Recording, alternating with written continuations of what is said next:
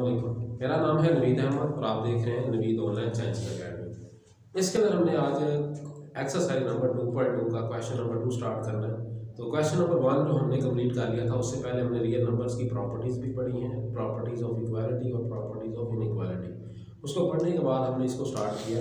तो देखते हैं जो क्वेश्चन नंबर 2 है उसमें वो क्या पूछ रहा है। Fill in the blanks by stating the properties. आपने इस क्वेश्चन के अंदर जो भी प्रॉपर्टीज यूज होंगी आपने उसको फिल करना है। तो देखिए ये जो क्वेश्चन गिवन है इसके अंदर जो 3 है वो इस लेफ्ट साइड पे है जो कि मल्टीप्लाई हो रहा है। तो हमने एक प्रॉपर्टी पढ़ी है डिस्ट्रीब्यूशन लॉ के अंदर। डिस्ट्रीब्यूशन लॉ जो होते हैं वो कितनी तरह के होते हैं, वो 2 तरह के होते हैं। जो पहला लॉ है वो है left distribution law. Left distribution law उसमें होता ये है कि कोई भी अगर नंबर मल्टीप्लाई हो रहा है अगर किसी नंबर के साथ, तो वो उस नंबर के लेफ्ट साइड पे होगा।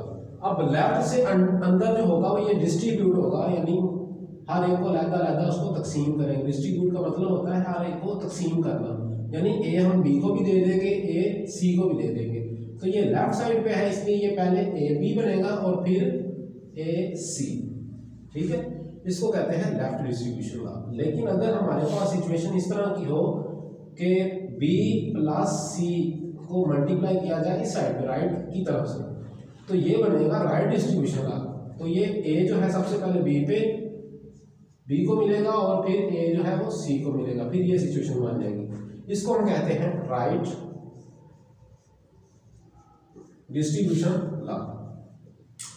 इस लॉ को समझने के बाद हम इधर आते हैं। तो इधर देखिएगा ये जो 3 है ये डिस्ट्रीब्यूट होगा पहले y के ऊपर फिर ये x के ऊपर होगा। क्योंकि ये लेफ्ट साइड पे है इसलिए हम इसको कहेंगे ये क्या है, लेफ्ट डिस्ट्रीब्यूशन लॉ। यहाँ पे जो यूज हुआ है वो डिस्ट्रीब्यूशन लॉ यूज हुआ है, 3x plus 3y minus 3x। तो ये सिचुएशन आ गई हमारे पास, ठीक है। अब हम क्या करेंगे, तो सेम वैल्यूज को आप एक बार इकट्ठा लिखेंगे, 3x minus 3x plus 3y, ये 2 सेम वैल्यू है।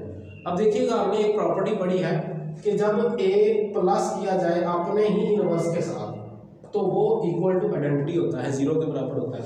यानी कि किसी नंबर को उसी नंबर से माइनस किया जाए क्या कहलाता है, एडिटिव इनवर्स। क्या कहलाता है, एडिटिव इनवर्स। तो ये जो प्रॉपर्टी है ये यहाँ पे यूज हो रही है। देखिए माइनस ये जो प्लस का 3x है इसको आप प्लस कर रहे हो माइनस के 3x के साथ, यानी कि इसको आप इस सिचुएशन में भी लिख सकते हो 3x plus into minus 3x। तो ये किसके बराबर होगा, ये 0 के बराबर होगा।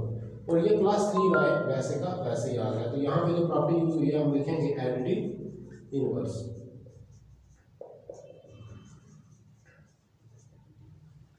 अब हमने ये पढ़ा है कि 0 एक आइडेंटिटी है अंडर एडिशन।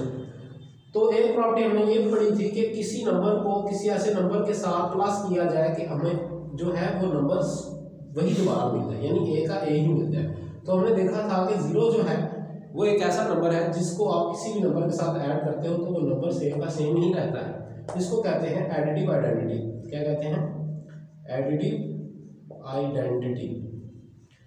तो यहाँ पे वही प्रॉपर्टी यूज हुई है कि यानी कि 3x को 3y को हमने 0 के साथ ऐड किया तो क्या होगा, 3y हमें दोबारा वही मिलेगा। तो ये प्रॉपर्टी का नाम है एडिटिव आइडेंटिटी।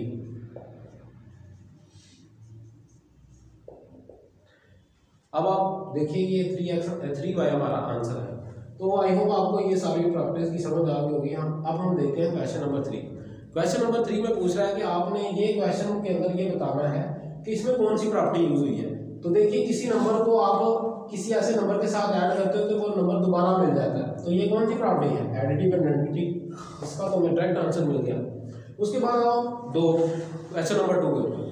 तो ये -2/3 जो है ये डिस्ट्रीब्यूट हो रहा है, पहले 5 को मिलेगा और फिर 7/2 को मिलेगा। तो देखें -2/3 पहले 5 को दिया गया और फिर -2/3 किसको मिला, 7/3 को। तो ये डिस्ट्रीब्यूट हो रहा है, क्या हो रहा है, डिस्ट्रीब्यूट। तो हमने डिस्ट्रीब्यूशन के 2 लॉज पढ़े हैं, एक लेफ्ट डिस्ट्रीब्यूशन है और एक राइट डिस्ट्रीब्यूशन लॉ है। तो आप देखेंगे कि ये लेफ्ट से हो रहा है या राइट से हो रहा है। तो ये देखिए इस साइड पे है तो ये आपका क्या है, लेफ्ट हैंड है।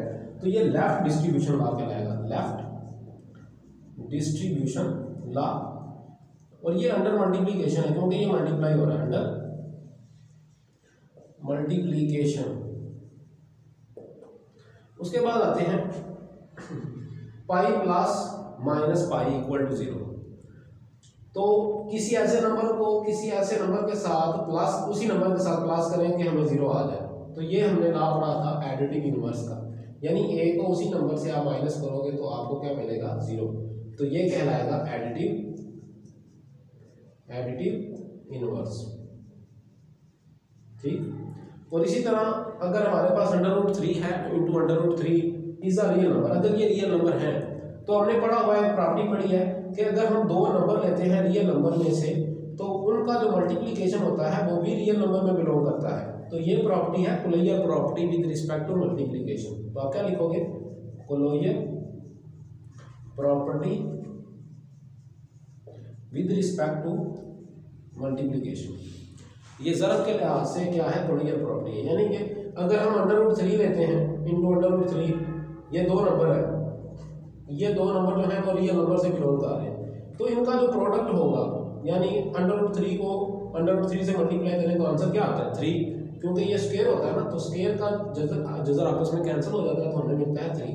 तो क्या 3 रियल नंबर को बिलोंग नहीं करता है, इसलिए इसको कहते हैं closure property with respect to multiplication.